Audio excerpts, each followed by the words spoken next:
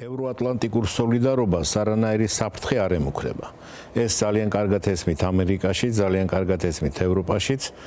უბრალოდ ჩვენ ახლა იმის თანამდგომარეობაში ვართ, რომ ძალიან მტკივნეულად აღიქმება ნებისმიერი ცვლილებები, რომელიც არის შემოთავაზებული პირველ რიგში ამერიკელი პოლიტიკოსების მიერ, ამერიკული ადმინისტრაციას მიერ, მაგრამ უნდა ვაღიაროთ განცხადებებიც, ხო, რომ ევროპამ უფრო უნდა მეტი გადაიხადოს თავისი უსაფრთხოებისთვის, დიდი ლამაზი ოკეანე ყოფს და ასე შემდეგ. მე ამ შემთხვევაში კიდევ უფრო მეტად გულისხმობდი გამონათქვამებს უკრაინელებთან მიმართ. ხო, აი უკრაინელებთან ეს ეხლა ცოტა ზოგადად ბატონო ზოგადი სურათი რო დავინახოთ, მინდა ვთქვა, რომ ეხლა გარკვეული სამართლიანობა ამ მიდგომაში არის ამერიკის შეერთებული შტატების მხრიდან და რატომ? იმიტომ რომ მიუხედავად იმისა, რომ დაახლოებით ეკონომიკური პოტენციალი რო შევადაროთ ჩვენ ამერიკის შეერთებული შტატების და დანარჩენი ნატოსი, ეს არის დაახლოებით 30 ტრილიონი დოლარი ამერიკის და დაახლოებით 30 ტრილიონი დანარჩენი ნატოს ქვეყნების ამერიკის გარეშე. ამასთან ერთად ზოგადად ხარჯები რო განვიხილოთ ამ 80 წლის განმავლობაში, ასე ვთქვათ, უსაფრთხოებისთვის გაღებული, ეს არის პროპორცია დაახლოებით 70% 30%-ზე, სადაც 70% მოდიოდა ამერიკის შეერთებულ შტატებზე და სრულიად გასაგებია და პრინციპში სამართლიანი ის, რომ ახალი ბალანსის დამკვიდრება სურს ამერიკის შეერთებულ შტატებს. მე ვფიქრობ, რომ ლოგიკურად ესე იგი გააქტიურდა ძალიან ევროპა. ჩვენ ხედავთ ამას კონკრეტულ ქმედებებში. სხვათა შორის აი 6 მარტის ევროპული საბჭოს ერთ-ერთი უმთავრესი გადაწყვეტილება იყო გადაიარაღე ევროპა. რისთვისაც ევროპულმა საბჭომ გამოყო 800 მილიარდი დოლარი. 800 მილიარდი დოლარი ეს არის ძალიან სერიოზული ბიუჯეტი. ეს ამასთან ერთად არსებობს კიდე ეროვნული ბიუჯეტები ქვეყნებში და მინდა გაგახსენოთ, რომ წლევანდელი ბიუჯეტი რუსეთის ფედერაციის სამხედრო არის 155 მილიარდი ბიუჯეტი, 155 მილიარდი დოლარი, რაც არის სხვათა შორის 1/3 საერთოდ ბიუჯეტის რუსეთის ფედერაციის. თავისთავად ეს პროპორციაც კარგად მიანიშნებს, თუ მდგომარეობაში არის რუსეთის ფედერაცია.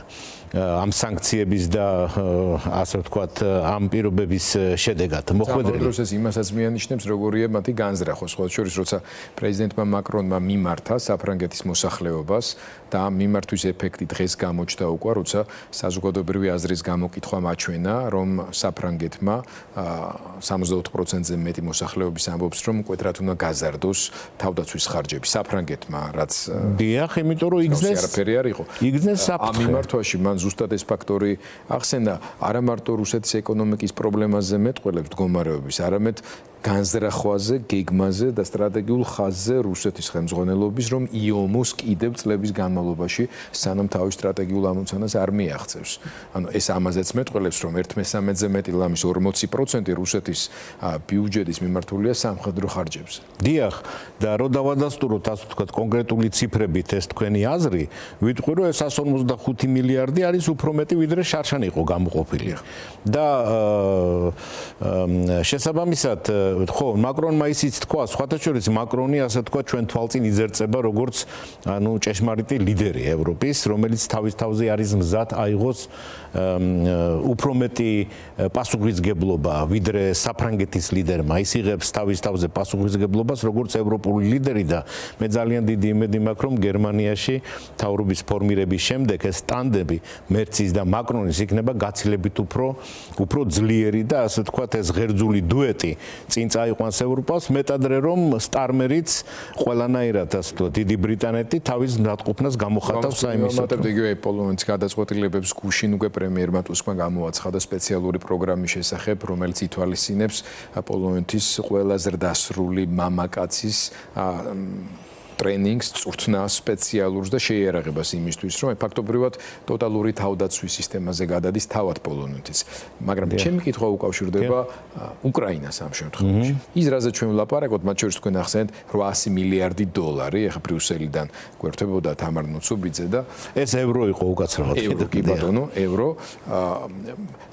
პრობლემა კი არა, საქმე იმაში მდგომარეობს, რომ უკრაინას და უკრაინელებს ომი აქვს დღეს.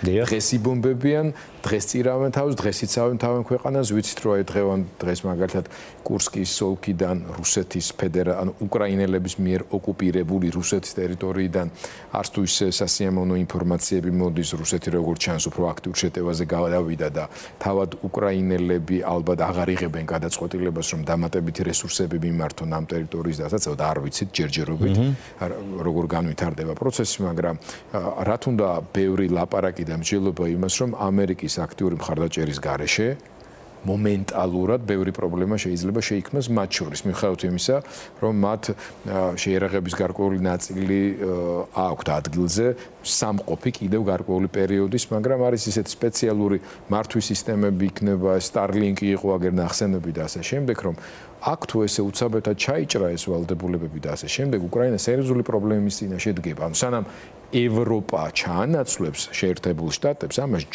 დრო ჭირდება ამ თვალსაზრისით. აი რა ხდება ამ მონაკვეთში, როგორ იქცევა უკრაინა, თქვენ როგორც დიპლომატსაც გეკითხებით, რა სტრატეგია უნდა აირჩიოს იმისთვის, რომ აი ტრამპის ამ რთულ სტრატეგიას მოერგოს და თავისი ინტერესები დაიცვას, განსაკუთრებით მომავალი კვირის მოლაპარაკებების კონტექსტში, როცა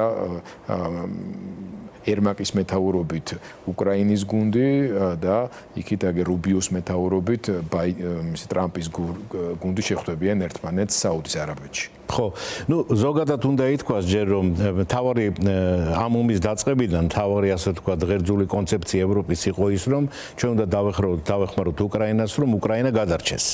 და ეხლა ეს უფრო მეტად იცვლება კონცეფციით რომ ჩვენ უნდა დავეხმაროთ უკრაინას რომ გადარჩეს ევროპა. ხო. ეხლა ის რომ 800 მილიარდი ევრო რო ვახსენეთ ჩვენ აქვე უნდა აღნიშნოთ რომ საკმაოდ სერიოზული თანხა 30 მილიარდი 100 მილიონი ევრო იმავე გადაწყვეტილებით გამოუყო უკრაინას და გადაწყვეტილება იქნა მიღებული კონსენსუსით, რაც არის საინტერესო. ფიცო მისცა ხმა ამ გადაწყვეტილებას და ორბანმა თავი შეიკავა. ეხლა უნდა შეიძლება მხოლოდ ასე ვთქვათ წარმოვიდგინოთ როგორი ფანტასტიკური წნეხი იყო ორბანზე, საიმისოთ რომ მას ეს გადაწყვეტილება მიიღო. მე ვფიქრობ რომ ერთი რამოდენიმე ზარი ორბანმა განახორციელა ვაშინგტონშიც, ვიდრე ამ გადაწყვეტილებას მიიღებდა. ხო, ეხლა ეს მოლაპარაკება რა უნდა ქნას უკრაინამ? ერთი უკრაინაში არის ძალიან ძლიერი მხარდაჭერა ზელენსკის, თან არა მხოლოდ ასე ვთქვათ გამოკითხვებით, არამედ მთლიანად პოლიტიკური სპექტრი უჭერს მხარს ზელენსკის, იგივე პოროშენკო, ტიმოშენკო და ასე შემდეგ.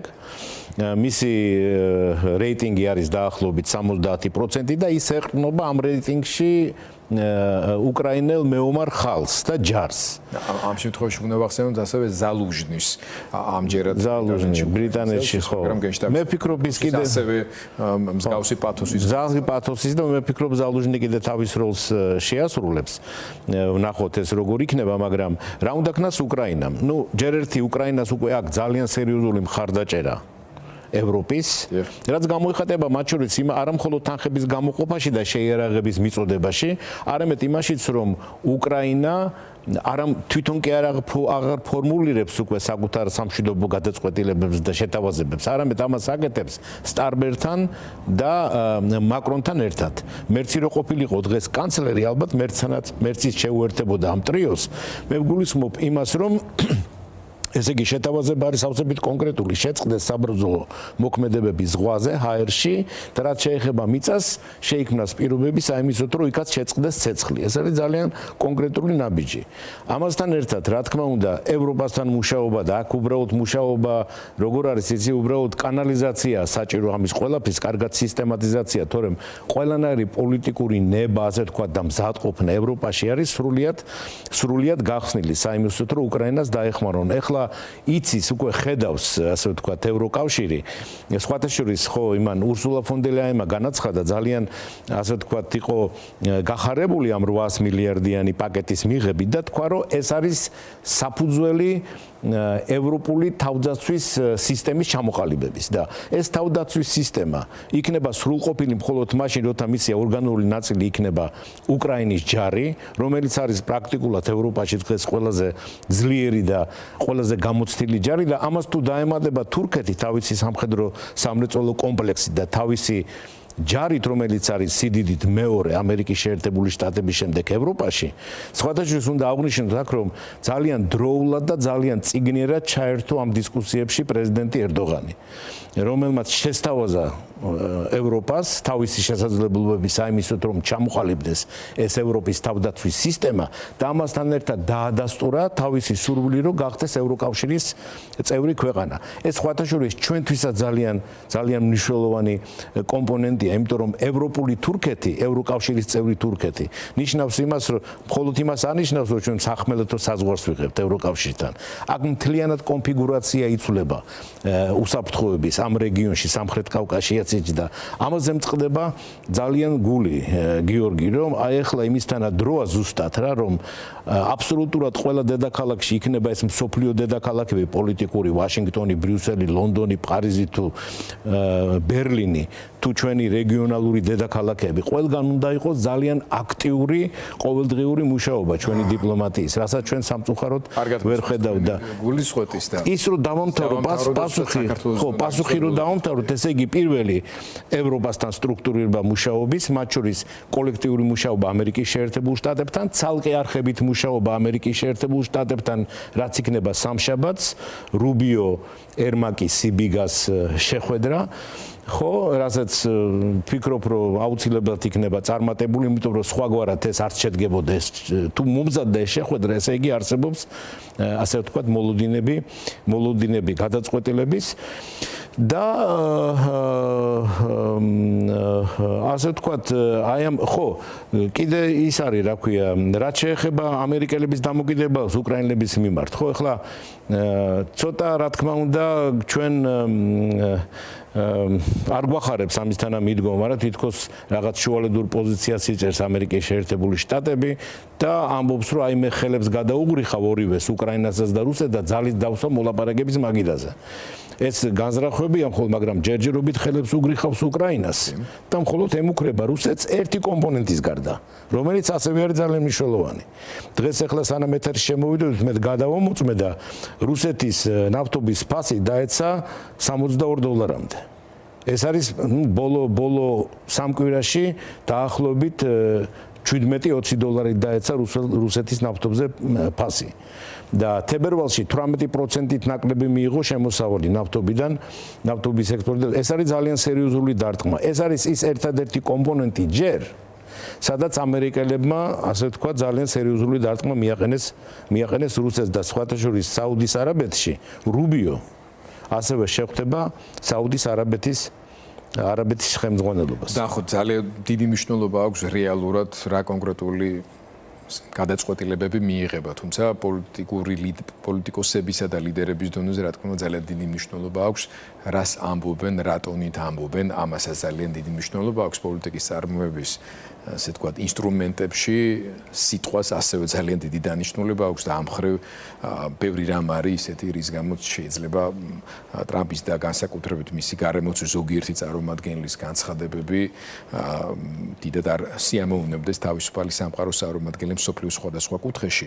თუმცა აქვე ობიექტურად ის უნდა აღვნიშნოთ, რომ სანამ მართლაც უდია შემოვიდოთ ერთ-ერთი ბოლო კომენტარი, რომელიც ამერიკულ მედიას მიცა ტრამპს, უკავშირდებოდა მის არგუმენტების ერთობლიობას რუსებთან მიმართებაში, რომ ის იყო ყველაზე ხისტი მთელი ბოლო დეკადების განმავლობაში. ჩამოთვლილი აქვს არგუმენტები დაწყებული ჩრდილოეთ ნაკადის დასანქცირებით, გაგრძელებული ჯაველინებით და ეს ის შემთხვევაა, როცა ობიექტურად უნდა ვაღიაროთ, რომ მართლაც ტრამპი მართალია. თავარია შემდგომში როგორ განვითარდება ეს პროცესი და საქართველოსთან დაკავშირებით თქვენი გულის წვეთის გაგრძელება შედარებით უფრო ოპტიმისტური ტონებით ის რა პროცესიც უკვე აღძრულია და მიმდინარეობს და ვიცით რომ შეერთებულ შტატებში ახლა სენატში მომდენო კვირას სენატში შემდეგ კონგრესშიც უკვე ჩაინიშნა საგარეო საქმეთა კომიტეტებში მეგობარი აქტის განხილვა. რას ნიშნავს ეს და გადაწყვეტილებების მიღება რას შეცვლის საქართველოსთვის იმ პოლიტიკური კონტექსტის გათვალისწინებით, რომელშიც ახლა ჩვენ ვარ და ძალიან პრობლემურ მდგომარეობაში. ხო, ну ძალიან თავისთავად ძალიან მნიშვნელოვანია, უნდა გავითვალისწინოთ გიორგი, რომ ძალიან მყარი უმრავლესობა აქვს რესპუბლიკელებს როგორც სენატში, ასევე კონგრესში, წარმომადგენლობითი პალატაში. შესაბამისად, მე დარწმუნებული ვარ, რომ თეთრი სახლის გადაწყვეტილების გარეშე სენატში ამის განხილვები ვერ დაიწყებოდა. იმიტომ ეს კანონპროექტი დიდი ხანია უკვე არის განხილვებში, იყო კიდევაც ეს კენჭისყრებებიც იყო, დაჭერილიც მხარიც კი დაუჭირეს წინა შემადგენლობამ კონგრესის. ამიტომ მე ვფიქრობ, რომ ეს არის გარკვეული ნიშანი. მე ეჭვი არ მეპარება, რომ ეს პრაქტიკულად შეუცვლელად ეს იქნება დამტკიცებული, იმიტომ რომ არის ორპარტიული მხარდაჭერა ამ პროექტის, არა მხოლოდ რესპუბლიკელები, არამედ დემოკრატები და რომელი უფრო მეტად უჭერს მხარს. ესეც კარგი კითხვა, ამაზე პასუხი მე არ მაქვს, იმიტომ რომ ორივე მხარს უჭერს ძალიან სერიოზულად და ის შექმნის ახალ რეალობას საქართველოსთან მიმართებაში. ეს იქნება პრინციპში გზავნილი იმასთან დაკავშირებით, თუ რასელიან საქართველოსთან ამერიკის შეერთებულ შტატებში, ვინაიდან მიღებული კანონი, ეს მეგობარი, ხო და ეს არის აბრევიატურა, ხო, ჩვენ რამოდენიმეჯერ გაშიფრული გვაქვს, ეს არ შევაწუხებთ ეხლა ამ გაშიფრით ჩვენ ტელემაყურებლებს, მაგრამ ქმნის კონკრეტულ, ასე ვთქვათ, მითითებებს, აყალიბებს აღმასრულებელი ხელისუფლებისადმი, თუ როგორი უნდა იყოს დამოკიდებულება საქართველოს აღმასრულებელი ხელისუფლების მიმართ. მათ შორის სანქციებთან მიმართებაში და ამასთან ერთად რა შესაძლებლობები შეიძლება გაეხსნას საქართველოს, თუ ის დაუბრუნდა ჭეშმარიტად, ასე ვთქვათ, დემოკრატიულ და ევროატლანტიკურ გზას განვითარების.